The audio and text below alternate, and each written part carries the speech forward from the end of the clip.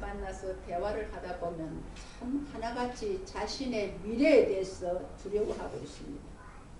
엊그제 마을 버스를 타고 봉일천에 가는데 그 버스 안에서 노인들이 대화를 하는 걸 듣게 되었습니다. 하나밖에 없는 아들을 장가를 보냈더니 그 아들이 결혼하고 나더니 부모하고 같이 살지 않으려고 그런대. 그래서 분가를 하려고 그런대. 자기들은 이 아들을 키울 때는 이 아들이 우리의 노후를 책임질 아들이다 생각을 하고 키웠는데 결혼하고 보니까 엄마 우리 분가할래요 그러더래요. 근데 그냥 그 아들을 애지중지 키웠는데 또 딸이라도 있고 다른 아들이 있으면 그러려니 하는데 우리 노인네들은 어떻게 살면 될까요? 하고 땅이 꺼져라고 한숨을 쉬고 이야기하는 걸 들었습니다. 그 이야기를 하는 것을 듣고 동네 어른들이 설왕설래합니다. 분노하고 못된 놈 그렇게 키웠는데 장가가더니 부모를 떠나려고 그래? 그런데 어떤 노인 한 분이 결론을 내립니다. 여러분 시대가 그만큼 변했다는 것을 알고 이제는 우리 스스로가 우리 인생을 책임져야 됩니다 하고 결론을 내리는 걸 들어봤습니다. 이제 자연 수명이 길어지다 보니까 젊은 자식이 부모를 모시는 것이 아니라 좀 덜 늙은 우리 중늙은이들이 이제는 아주 많이 늙은 파파 어르신들을 모시는 세대가 되었어요. 그것을 요즘 노노 세대라고 합니다. 근데 이 노노 세대도 문제가 있다는 거예요. 좀 덜 늙은 노인이 많이 늙은 노인을 학대한다 그래서 노노 학대라는 그런 아주 신조어가 생기기도 했습니다. 정말 시대는 빠른 속도로 변하고 있습니다. 청년들의 취업난은 최악에 이르고요. 가계부채는 눈덩이처럼 불어나고 있습니다. 또한 정치적으로, 경제적으로, 영적으로 어두운 시기임은 틀림없습니다. 여러분, 김정은이 14,000km를 올리는 로켓을 발사했다고 세계를 경악하게 하고 있지 않습니까? 이런 변화무쌍하고 어두운 시대에 하나님께서는 우리 성도들에게 오늘 말씀에 용기를 잊지 말라고 말씀하셨습니다. 지금은 비록 어렵고 힘들겠지만 반드시 때가 올 것이라는 것입니다. 어떤 분이 이렇게 말을 했습니다. 인생은 짧다. 그러나 인생은 많은 유익한 기회들로 가득 차 있다고 했습니다. 우리 인생을 짧습니다. 하나님께서는 하나님의 그 시간에 비하면 우리 인생을 한 경점 같다고 비유하기도 하셨습니다. 그러나 우리 인생에 살아갈 때는 많은 무수한 기회들이 다가오고 있다는 사실을 명심하시기 바랍니다. 그래서 우리는 절대로 주저앉아서는 안 됩니다. 왜냐하면 하나님께서는 우리에게 기회를 주시는 분이기 때문입니다. 한 2달 전에 충남 보령에서 배를 타고 한 30분쯤 돼 가니까 삽시도라는 작은 섬이 있었습니다. 거기에 제 신학교 동창이 거기서 목회를 해요. 몇 년 전부터 자기가 목회하는 곳에 와서 좀 기도해달라고 그랬는데 못 갔어요. 그런데 우리 동창들이 어떻게 이렇게 시간을 맞추어서 갔습니다. 1시간만 돌면 다 돌 수 있는 아주 작은 섬이에요. 저도 삽시도라는 섬은 들어본 적이 없는데 이번에 가서 처음으로 경험을 했습니다. 섬 전체를 1시간만 돌면 도는데 거기에 아주 둘레길이라는데 아름다운 그 둘레길이 있었어요. 그래서 오랜만에 바람도 쉴 겸 해서 이제 둘레길을 헐떡거리고 갔는데 놀라운 것은 하나님께서 그 메마른 바위 틈 사이에서도 어떤 바다 꽃나무가 와서 꽃을 곱게 피는 것을 보고 참 아름답다. 하나님의 생명의 그 강인함을 하나님께서 보여주시는구나 라는 생각을 해보았습니다. 사랑하는 성도 여러분, 메마른 바위 위에도 꽃을 피우는 분이 하나님이십니다. 하물며 자기 자녀들을 도우시지 않겠습니까? 절대로 소망을 놓지 마시기를 바랍니다. 이스라엘 백성들이 출애굽해서 홍해에 도달했을 때에 이제는 죽었구나 할 때가 있었죠. 왜 그러냐 하면 바로 앞에는 홍해물이 출렁거리는 홍해가 있고요. 바로 뒤에는 무서운 애국 군대가 추격을 해옵니다. 이제는 죽었구나 하는 절체절명의 순간에 하나님께서는 어떻게 하셨습니까? 바다 밑에 길을 내셔서 그들이 평지같이 지나게 하신 분입니다. 이것이 하나님께서 우리에게 주시는 놀라운 기회요 역사임을 믿으시기 바랍니다. 그 출애굽 홍해를 건넌 사건은 여러분 성경이 기록된 그냥 해놓은 것이 아닙니다. 실제로 하나님 역사가 일어난 것을 말하고 있습니다. 짙은 어둠이 지나면서 동이 터오는 것처럼 하나님이 주시는 기회는 인생이 어둡고 캄캄할 때에 더 강하게 다가오는 것을 믿습니다. 오늘 우리에게 주시는 말씀을 통해서 기회를 포착하시는 성도님들 되시기를 바랍니다. 지금은 자다가 깰 때라고 오늘 11절에 말씀하고 있습니다. 또한 너희가 이 시기를 알거니와 자다가 깰 때가 벌써 되었으니 라고 말씀합니다. 여기서 벌써 되었다는 것은요, 때가 꽉 찼다는 뜻입니다. 지금은 기지개를 켜고 침상을 박차고 일어날 때가 되었다는 말입니다. 절망에서 완전히 드러누워버린 사람은 인생을 헤쳐나갈 수가 없습니다. 날이 밝았는데도 잠들어 있는 새는 먹이를 찾을 수가 없습니다. 오늘 본문은 우리가 잠에서 깰 때가 벌써 되었다고 말씀합니다. 이제는 우리가 뭔가 행동을 개시할 때가 되었다는 것입니다. 하나님께서 우리에게 말씀하셨습니다. 잠에서 깨어날 때가 벌써 되었다. 잠에서 당장 일어나라 하는 말씀입니다. 여러분, 여기서 잠이라는 것은 육신적인 잠이라고 문자적으로 할 수도 있겠지만은 본문의 말씀은 영적인 잠을 우리에게 말씀하고 있습니다. 영적인 잠은 어떤 것입니까? 마태복음 24장에 보면 노아의 때에 대해서 말씀하고 있습니다. 24장 38절로 39절에 보면 홍수 전에 노아가 방주에 들어가던 날까지 사람들이 먹고 마시고 장가들고 시집가고 있으면서 홍수가 나서 그들을 다 멸하기까지 깨닫지 못하였으니 인자의 임함도 이와 같으리라고 했습니다. 그만큼 육에 취해서 영적으로 깨어있지 못했다는 것을 말하고 있습니다. 여러분, 요즘 여러분 피부로 느끼는 거 없습니까? 너무나 육에 취해서 영적인 잠을 자는 상태가 되었다는 것을 우리가 느낍니다.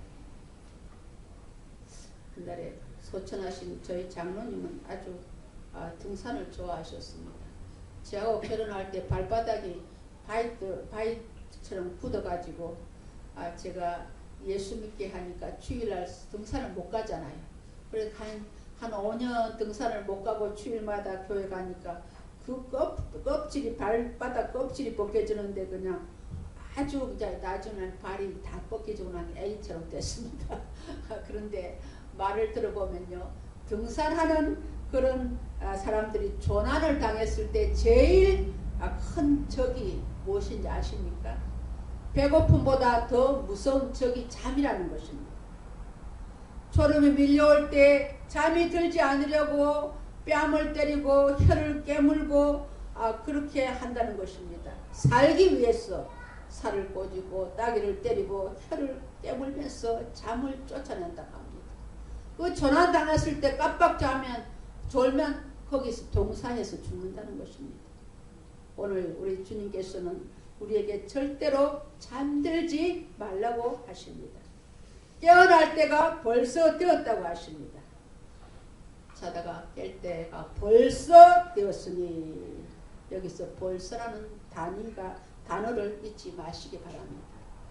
내 영혼을 한번 깊이 돌아보는 계기가 되기를 원합니다. 내가 지금 절망의 잠을 자고 있지는 않는지, 또한 향락에 빠져 잠을 자고 있지는 않는지, 또한 세상과 타협하는 잠에 빠져 있지는 않는지를 돌아봐야 할 것입니다.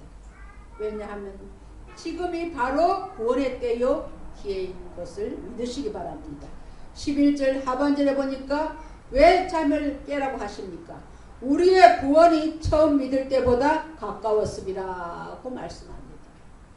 여러분, 우리는 구원 그러면 그냥 구원, 예수님 믿음으로써 영생을 얻는 그 구원만 생각하는 경우가 있습니다. 그러나 구원에는 크게 두 가지의 뜻이 있습니다. 하나는 종말론적 구원입니다. 이것은 예수 그리스도의 구속으로 말미암아 영원한 생명을 얻는 구원입니다. 또 하나는 보편적인 구원입니다. 이는 항폐되어가는 인간의 정신적 구원, 육체적 구원, 삶의 구원을 말하고 있습니다. 예를 들어서 이스라엘 백성들이 가나안 족속과 전투에서 승리하고 난 후에 여호와께서 우리를 구원하셨다고 노래했던 것은 삶에서의 구원입니다. 성경은 이 두 가지를 다 중요하게 다루고 있습니다. 그러면 본문에서 우리의 구원이 처음 믿을 때보다 더 가까이 왔다는 것은 무슨 뜻입니까? 넓은 의미에서는 예수 그리스도의 재림의 때가 점점 가까워졌다는 뜻이요. 좁은 의미에서는 여러분들의 모든 문제, 인간적인 문제, 해결되어야 할 문제가 풀려질 때가 가까이 왔다는 뜻입니다. 구원이 가까웠다는 것은 하나님의 역사가 더 강하게 다가온다는 뜻이기도 합니다. 할렐루야. 그렇기 때문에 우리는 예수 믿고 천국 가는 구원만 생각하시지 말고 내 이 문제가 언제 구원을 받을 것인가, 내 육체의 질병에서 어떻게 구원을 받을 것인가, 이런 것을 우리가 너무 하루에 매달려 기도해야 될 줄 압니다. 우리가 매 순간을 시간의 개념으로 따져보면 뭐 오늘 12시면 내일 또 12시도 다가옵니다. 그러나 오늘 말씀하는 것 자다가 깰 때가 라는 것은 때라는 개념은 시간 개념하고 틀립니다. 때라는 개념은 한번 지나가면 다시 돌아오지 않습니다. 그렇습니다. 때를 한번 놓치면 그와 같은 기회는 다시 돌아오지 않습니다. 성경은 그 때를 포착하고 구원받은 사람을 볼 수가 있습니다. 흘러간 물은 물레방아를 돌릴 수가 없다는 말이 있습니다. 한번 잃어버린 기회는 돌이킬 수 없다는 말입니다. 그러기에 주어진 기회, 주어진 때를 놓치는 것은 얼마나 슬픈 일인지 모릅니다. 농부가 씨를 뿌릴 때에 씨를 뿌려야지 거둘 수가 있지 않겠습니까? 그 씨를 뿌릴 때를 놓치면 거둘 수가 없는 것입니다. 주님이 왜 우리에게 잠에서 깰 때가 되었다고 말씀하십니까? 구원의 때가 가까웠기 때문이라고 했습니다. 주님께서 다시 오실 날이 가까우면 물론 또한 여러분의 인생의 문제가 응답되어지고 구원되어질 때가 가까이 온 것을 믿으시기 바랍니다. 그때가 바로 지금이라는 것입니다. 따라서 우리는 어서 잠에서 깨어나 주님을 붙잡을 수 있기를 소망합니다. 에릭 번이라는 사람은 인간에게는 두 종류의 사람이 있다고 했습니다. 한 사람은 기회가 왔을 때에 또 이것이 잘못되면 어쩌나 망설이다가 그 기회를 놓쳐버린다는 것입니다. 그러나 기회가 왔을 때에 딱 결단하고 붙드는 사람이 성공하는 사람이라는 것입니다. 여러분에게 주어진 기회를 놓치지 않기를 원한다면 지금 이 시간부터 주님을 더 의지하시기 바랍니다.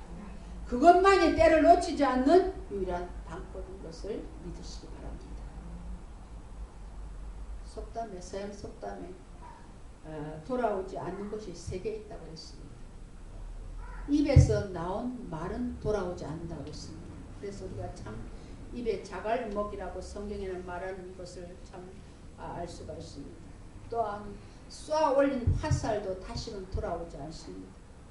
또한 마지막으로 잃어버린 기회가 그것입니다. 성경에는 기회를 놓치지 않고 붙잡은 사람들이 나옵니다.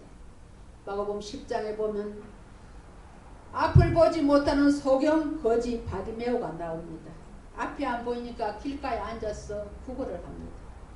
그때의 성경은 그가 예수시란 말을 듣고 라는 말을 빠뜨리지 않고 기록하고 있습니다. 그 말을 듣는 순간 그는 기회를 놓치지 않고 스프링에 튕겨올 것처럼 다윗의 자손 예수여 나를 불쌍히 여기소서 라고 소리쳤습니다. 많은 사람들이 거짓 주제에 위대하신 예수님 지나가는데 왜 시끄럽게 하냐고 조용하라고 입을 막았습니다. 그러나 그는 그 소리에 개의치 않고 겉옷까지 벗어 던지면서 다윗의 자손 예수여 나를 불쌍히 여기소서 하고 이렇게 주님을 불렀습니다. 절대로 기회를 놓칠 수 없었기에 소리쳤고 그래서 구원이 이루어졌습니다. 그리고 마태복음 20장에도 또한 2명의 맹인이 나옵니다. 그들도 거기 자리에 있다가 예수께서 지나가신다 함을 듣고 라고 말했습니다. 여러분 들으면 구원의 소식을 들으면 그때 붙잡아야 되는 것입니다. 그들도 주여 우리를 불쌍히 여기소서 다윗의 자손이요. 그래서 눈을 뜨게 되었습니다. 여러분 기회를 포착하시는 성도님들 되시기를 주의 이름으로 축원합니다. 저는 참 우리 성도님들이 이런 좀 믿음을 가졌으면 좋겠습니다. 예수님은 어제나 오늘이나 영원토록 그 능력이나 모든 면에서 동일하십니다. 그러나 성도들은 보면 성경에 기록하는 건 성경에 기록하는 거고 오늘 나하고는 상관이 없다고 생각을 합니다. 그러나 예수님은 어제나 오늘이나 영원토록 동일하신 겁니다. 그는 죽은 자를 살리시며 가난한 자를 구하게 하시고 또한 낮추기도 하시고 높이시기도 하시는 분이십니다. 주님의 능력은 2000년 전에만 나타나는 것이 아니라 오늘의 역사하심도 믿으시기를 바랍니다. 여러분 믿음이 내 믿음이 너를 구원하였느니라. 정말 믿음 달라고 기도하시기를 바랍니다. 예수께서 지나가신다 함을 듣고 소리쳤던 소경들과 같이 구원의 때가 가까이 왔다. 는 오늘 말씀을 믿음을 받고 주님께 간절히 부르짖어 기도하시기를 주의 이름으로 축원합니다. 그러면 이때 우리가 무엇을 어떻게 해야 할까요? 12절에 보면 밤이 깊고 낮이 가까웠으니 그러므로 우리가 어둠의 일을 벗고 빛의 갑옷을 입자라고 말씀하고 있습니다. 성경에서 여러분 밤이라는 것은 문자적인 의미로 사용되기도 하지만은 밤은 주로 죄악과 무지의 상태를 의미합니다. 또 밤이 깊다라는 말은 잘려져 나갔다는 것입니다. 더욱 짧아져서 이제 끝이 얼마 남지 않았다는 것입니다. 밤이 깊다. 여러분 사람이 늙는다는 것은 무엇을 뜻합니까? 죽음에 가까웠다는 것이죠. 살 날이 짧게 남았다는 것을 말하고 있습니다. 여러분 어느 시점에 지금 서 계십니까? 우리의 지난 과거는 벌써 잘라져 나갔습니다. 이제 우리의 남은 이 시간은 그렇게 많지 않다는 것을 여러분 아시고 남은 생을 주님 은혜 안에서 아름답게 장식하시기를 주의 이름으로 축원합니다. 여기서 갑옷은 로마의 무사를 의미합니다. 로마가 세계를 정복하고 있을 당시 로마 군인의 갑옷을 연상해 보십시오. 전쟁터로 뛰어나가는 로마의 무사처럼 우리도 빛의 갑옷을 입어야 한다는 것입니다. 우리는 십자가의 군병입니다. 빛을 위해 싸우고 하나님 나라를 위해서 어둠과 싸워야 할 군사들입니다. 빛의 갑옷을 입고 성령의 방패와 말씀의 검을 들고 있는 저와 여러분들 되시길 바랍니다. 그러나 오늘날 우리 성도들은 너무나 힘이 미약합니다. 정말 이렇게 십자가의 군병이 아니라 정말 그 전쟁터 옆에도 가기에 벌벌 떠는 그런 나약한 믿음을 소유하고 있습니다. 우리가 이런 기회에 정말 말씀에 의지하여서 정말 믿음의 갑옷을 입고 전쟁터에 나가는 군인처럼 항상 깨어 있어야 될 줄을 믿습니다. 할렐루야. 세상 것을 우리가 좀 버려야 합니다. 13절, 14절 우리가 한번 같이 읽어보실까요? 시작. 낮에와 같이 단정히 행하고 방탕하거나 술 취하지 말며 음란하거나 호색하지 말며 다투거나 시기하지 말고 오직 주 예수 그리스도를 옷 입고 정욕을 위하여 육신의 일을 도모하지 말라. 예, 여기 본문에 나오는 방탕이라든지 술 취함이라든지 음란, 호색, 다툼, 시기, 정욕, 육신의 일 이런 것들은 모두 깊은 사망의 잠에 빠진 모습들입니다. 이것을 초기와 같이 버려야 합니다. 믿음의 성숙은 결단에 의해서 이루어집니다. 우물쭈물하다가는 밥이 되고 맙니다. 버릴 것은 과감하게 버려야 합니다. 낮에와 같이 단정히 행하고, 이 말씀 뭡니까? 이 말씀은 누구를 대한다 할지라도 부끄러움을 당하지 않는 모습을 의미합니다. 더욱 중요한 것은 하나님 앞에서 인정받을 수 있는 믿음의 자세가 낮에와 같이 단정히 행하고, 낮에는 많은 사람이 보는데 함부로 흐트러진 모습을 보일 수 없잖아요. 캄캄하면 안 보이니까 자기 혼자 있으니까 누가 보겠나 하고 좀 이렇게 나태해질 수도 있는데, 오늘 본문의 말씀은 항상 낮에와 같이 단정히 행하라는 것입니다. 두 번째는 음란하고 호색하지 말고 라고 말씀합니다. 여러분, 추잡하고 부도덕한 행위를 음란과 호색에 비유하죠. 술 취하고 이성을 잃으면 다음에는 음란과 호색이 따르게 됩니다. 이것이 타락한 인류 역사가 우리에게 주는 교훈입니다. 창세기 6장은 노아를 어떻게 묘사하고 있습니까? 노아는 의인이요, 당대에 정말 의인이라고 말했습니다. 완전한 자라고. 그런데 노아가 이렇게 구원받고 난 후에 그냥 포도 농사를 짓고 포도주를 마시고 취해가지고 그냥 하체를 다 자식들에게 보이는 수치를 당하고 말하지 않습니까? 요즘 세상을 시끄럽게 하는 게 뭡니까? 동성애자들은 말하기를 동성애는 유전이다, 동성애는 성적 지향이다 하고 저들이 부르짖고 있습니다. 그러나 여러분, 동성애는 유전도 아니고 그거는 인권도 아닙니다. 소돔과 고모라가 동성애 때문에 멸망을 당했습니다.